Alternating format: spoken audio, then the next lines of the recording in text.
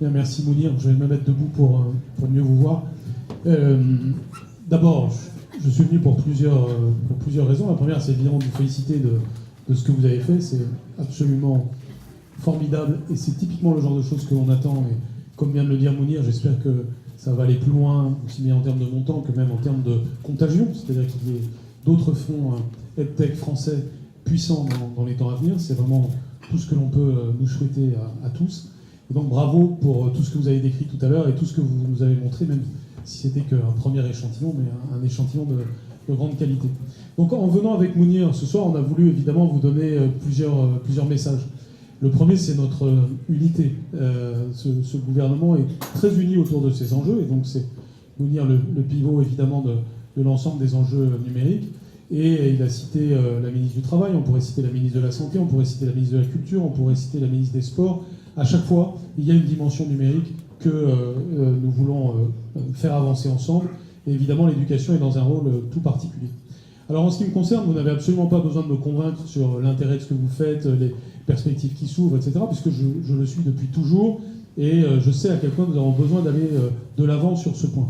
Je vois par exemple Claudio Simelli, qui était avec moi dans l'Académie de Créteil, qui faisait partie de ces militants de la numérisation de notre éducation. Et j'ai toujours voulu mettre cela en perspective, et je voudrais partager avec vous ce soir, même très rapidement, ce que j'ai à l'esprit quand je vous vois, et ce que j'ai à l'esprit sur l'ensemble des sujets numériques pour l'école. D'abord, je pense que vous êtes au cœur de la question philosophique fondamentale qui nous est posée au XXIe siècle aujourd'hui. Sans employer de trop grands mots, cette question c'est comment est-ce qu'un monde de plus en plus technologique va être quand même un monde de plus en plus humain. C'est la question de base. Si on prend tous les sujets, absolument tous les sujets que l'on veut de la société aujourd'hui, de la géopolitique, de la géoéconomie, c'est cette question-là qui est au cœur. Autrement dit, c'est pas, ça a été dit par plusieurs d'entre vous, ce n'est pas le numérique pour le numérique, mais c'est véritablement le numérique pour l'humain. Et pour dire la même chose autrement, c'est la question du couple homme-machine qui nous est posée pour les temps à venir. Et vous êtes en train d'apporter les éléments de réponse à cette question. Mais forcément, il faut que cette réponse, ce bout de réponse que vous apportez chacun et chacune, soit une réponse qui aille dans le sens de cette humanité plus grande. Et l'éducation est au cœur de ce défi. Parce qu'il ne suffit pas qu'on soit sur nos tabourets à dire numérisation, numérisation, numérisation pour améliorer le monde. Ce n'est pas vrai. La numérisation peut amener à la meilleure ou à la pire des choses selon les objectifs que nous nous fixons. Et il est exact que, évidemment, l'éducation est au cœur de ces évolutions positives du monde numérique vers lequel nous allons. Nous vivons des révolutions technologiques hors du commun. Là, on vient d'avoir un échantillon. On parle à chaque fois de révolution numérique, mais il faut parler des révolutions numériques. Tous les 2 ans, nous en avons une nouvelle, et chacune a un impact, chacune est un domaine en soi, chacune est une révolution en soi qui peut révolutionner l'éducation. Il y a évidemment la révolution Internet, on l'a bien compris. Il y a la révolution des réseaux sociaux, elle a un impact déjà absolument considérable sur l'éducation, pour le meilleur et pour le pire, mais elle est considérable. Il y a la révolution 3D, elle est fondamentale. La révolution blockchain, elle est essentielle. La révolution big data, et la révolution de l'intelligence artificielle, la révolution de la robotisation, et ainsi de suite. Et il y en aura encore. Et à chaque fois, chacun des points que je viens de mentionner est en soi énorme. Et en plus de ces révolutions technologiques majeures, nous avons une révolution scientifique encore plus importante, et c'est celle des sciences cognitives. Autrement dit, nous en savons chaque jour un petit peu plus sur le fonctionnement de notre cerveau, mais c'est encore comme l'océan, nous n'en savons qu'une toute petite pellicule par rapport à l'immensité de ce qu'il y a à apprendre, et c'est évidemment une perspective mais extrêmement enthousiasmante, une nouvelle étape de l'histoire de l'humanité qui est en train de s'ouvrir de ce fait. Même aujourd'hui, par rapport à il y a 10 ans, nous savons des choses qui, moi en tant que ministre de l'Éducation nationale, m'éclairent pour les décisions, m'éclairent pour la vision pédagogique et éducative qu'on peut avoir du futur. Mais c'est même une vision de l'homme qui est en train d'évoluer devant nous. Et cette vision, c'est une vision optimiste. Et c'est important aussi de le dire. C'est une vision optimiste parce qu'elle nous montre un potentiel gigantesque de l'enfant à la naissance.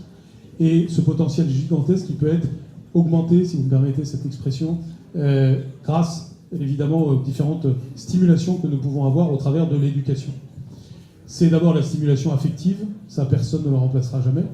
Et donc c'est évidemment très important qu'on ait encore ça à l'esprit. On va travailler beaucoup sur l'école maternelle dans les temps à venir et sur cette dimension affective. Et évidemment, elle est humaine avant tout. Mais par exemple, aujourd'hui, on utilise, vous le savez bien, des robots pour la socialisation des enfants autistes qui peuvent jouer un rôle extrêmement important. C'est un domaine des EdTech extrêmement important. Mais aussi, cette révolution, elle nous montre que certains apprentissages peuvent avoir lieu le plus tôt possible. En mathématiques, par exemple, j'ai été amené à dire qu'il était souhaitable que les 4 opérations soient maîtrisées dès le CE1. Bien, parfois, on m'objecte que c'est trop exigeant, que ce n'est pas assez bienveillant pour les enfants de dire ça.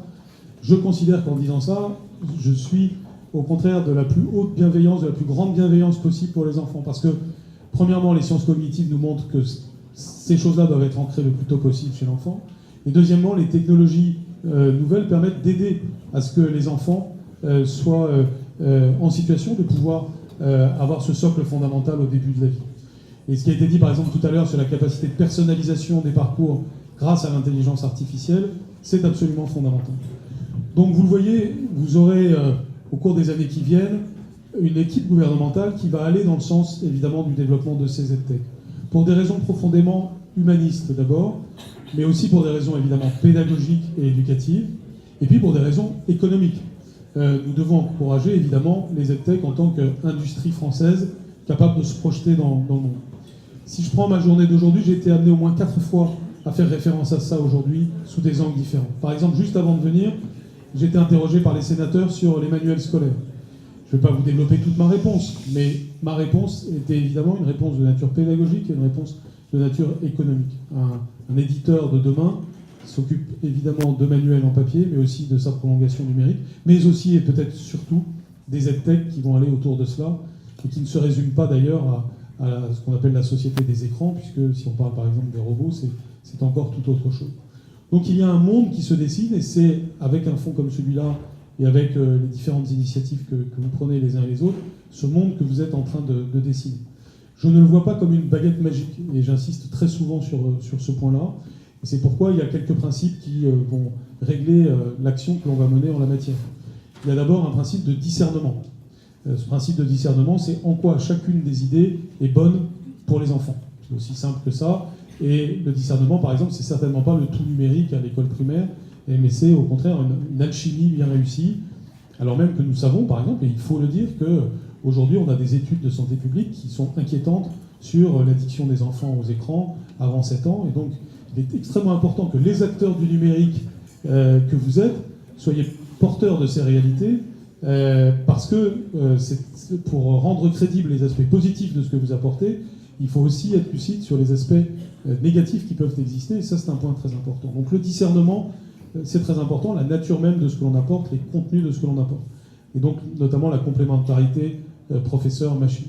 Pour ma part, je suis totalement convaincu que les professeurs ne disparaîtront pas. Il y a beaucoup de métiers qui sont amenés à changer, à disparaître, à se renouveler, comme ça a été dit, à juste titre. S'il y a bien, à mon avis, un métier qui va demeurer, qui va même sans doute s'amplifier, c'est celui de professeur, mais évidemment transformé par tous les outils qui vont être donnés, même si fondamentalement, ce qui ne changera jamais, c'est la passion de transmettre et la passion du contact avec les élèves. Donc, le discernement est le premier principe. Le deuxième principe, c'est la transparence. On doit monter un système économique de partenariat public-privé qui repose sur des règles que vous connaissez ou que vous connaîtrez et qui doivent être claires et bonnes pour tous. C'est un point très important pour que vous ayez un sentiment d'équité et puis pour que vous ayez tout simplement la stimulation pour l'action. Ça a été dit par plusieurs d'entre vous, et vous avez raison, vous avez souvent le sentiment que le monde de l'éducation nationale est quelque chose d'un petit peu difficile à comprendre, opaque et finalement peu facilitant pour vous. Ça n'est qu'en partie vrai d'ailleurs, il ne faut pas être complètement injuste, et d'ailleurs il y avait des exemples qui ont été cités. Il y a des portes d'entrée. Ce soir vous en avez une. Même si Mounir ne donnera pas mon 06, contrairement à son début de promesse. Mais ce qui est très important, c'est que dans les temps qui viennent, et c'est ce que l'on va faire, vous ayez véritablement des règles du jeu, qui soient des règles du jeu qui fassent levier pour votre action. Je vais évidemment travailler dans ce sens, parce que c'est l'intérêt général, et c'est l'intérêt de nos élèves. Et puis enfin, et je terminerai par là, je pense que nous devons avoir une logique collective, le principe collectif entre nous. J'ai parlé des enjeux économiques et de projection des EdTech dans le monde. Je travaillerai avec Mounir aussi à cette dimension-là, c'est-à-dire comment contribuer à vous projeter dans le monde. Nous avons une ambition, c'est de refaire de la France une référence scolaire dans le monde. Ce n'est pas tout à fait le cas au moment où je parle. Ça peut l'être dans quelques années si on fait ce qu'il faut, et les compétences numériques vont faire partie de ça. Je vous donne un seul exemple. On va réformer l'enseignement professionnel en France. On va le réformer dans un sens où les compétences numériques vont être extrêmement valorisées. Ces compétences numériques, aujourd'hui, elles sont expérimentées dans 110 lycées professionnels pour mesurer scientifiquement leur apport dans le progrès des élèves. Eh bien, c'est typiquement quelque chose qui va faire que dans quelques années, on viendra, je l'espère, du monde entier, voir ce qui se passe en France en la matière. Donc cette ambition que l'on partage, puisque dans le milieu des technologies numériques, il y a déjà un avant-gardisme français, eh bien cette ambition, elle peut être contagieuse pour l'école, et l'école peut à son tour être une référence, l'école française peut être à son tour une référence. Donc nous pouvons jouer collectivement en dépassant toute une série de clivages qui n'ont pas lieu d'être. Commencer par le clivage public-privé. Il y a une logique publique, il y a une logique privée, ça c'est très important, et bien entendu ça va demeurer, mais c'est des logiques complémentaires, c'est des logiques qui doivent s'appuyer mutuellement, et en dépassant le clivage pour au contraire montrer la complémentarité, on va être utile et aux acteurs privés et à l'intérêt général, et donc aux élèves. Voilà ce que je voulais vous dire ce soir. Ça va se traduire par toute une série d'actions concrètes avec Mounir et avec vous tous, j'espère. En tout cas, je voudrais vous dire à quel point ça fait plaisir d'être avec vous quand on voit l'assemblée que vous représentez, l'énergie qui se dégage. Eh bien, on se dit qu'on peut être plein d'optimisme pour les EdTech françaises en particulier et puis la France en général. Merci beaucoup.